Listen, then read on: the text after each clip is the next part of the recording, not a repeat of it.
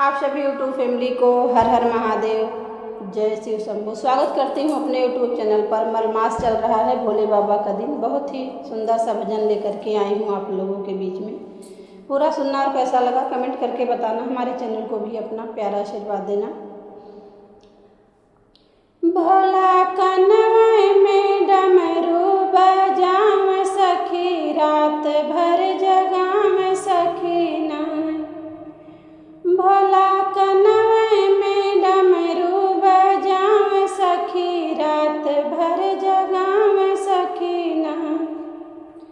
गले सर्पों की माला, कान बिच्छू सुहाला। गले सर्पों की माला, कान बिच्छू सुहाला। अपने जटा में गंगा बहाम सखी, रात भर जगाम सखी नाय। भोला कन्हैया में डमरू बजाम सखी, रात भर जगाम सखी नाय।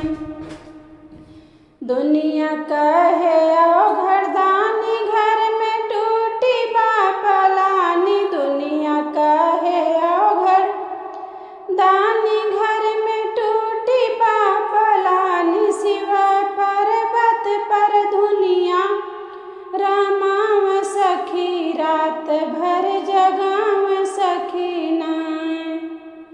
भोला कन्हैया में डमरू बजाम सखी, रात भर जगाम सखी नाय। नाम भोला के जो गावे, जवन मांगऊ है पावे। नाम भोला के जो गावे, जवन मांगऊ है पावे। भोला बिगड़ल भगिया बनाम सखी, रात भर जगाम सखी नाय।